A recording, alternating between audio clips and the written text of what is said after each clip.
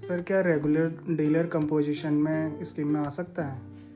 हाँ, बिल्कुल आ सकता है, क्यों नहीं आ सकता है। जो रेगुलर टैक्स पेयर है, जो रेगुलर डीलर है, वो कंपोजिशन स्कीम चूज कर सकता है। उसकी कुछ कंडीशंस हैं। एक तो कंडीशन ये है कि आपको सबसे पहले टर्नओवर देखना पड़ेगा, क्या उसका टर्नओवर कितना है, क्योंकि हमारी कंपोजिशन स्कीम की एक लिमिट है जो हमारे उत्तराखंड में है। 75 लाख का ट्रेडर्स एंड मैन्युफैक्चरर के लिए लिमिट है टर्नओवर की, और 50 लाख की हमारे सर्विस प्रोवाइडर के लिए लिमिट है। अगर वो इस लिमिट के बिलो फॉल करता है तो जो नया फाइनेंशियल ईयर है वो उसमें as a composition dealer choose कर सकता है। मार्च में ऑप्शन खुल जाता है, वहां पर वो इसके लिए सेलेक्ट कर सकता है कंपोजिशन डीलर के लिए, और अप्रैल ऑनवर्ड वो एज अ कंपोजिशन डीलर अपना व्यापार कर सकता है। इसकी कुछ रिस्ट्रिक्शंस हैं कि भाई कंपोजिशन डीलर टैक्स कलेक्ट नहीं कर सकता, उसको टर्नओवर का 1% डिपॉजिट करना है, या सर्विस है तो 6% डिपॉजिट करना है। प्लस एक चीज का ध्यान देने वाली बात यह है कि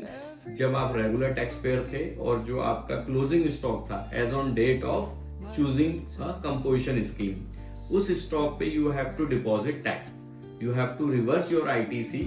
और चूंकि आपने उस स्टॉक पे इनपुट क्लेम करा है तो आपको उस स्टॉक पे टैक्स भी देना पड़ेगा, या आपका आईटीसी है तो उसको रिवर्सल करना पड़ेगा। और बेसिक चीजों को आपको ध्यान देना पड़ेगा कि कंपोजिशन स्कीम में क्या क्या उसे करने हैं, क्या क्या चीजें नहीं करनी। Thank you.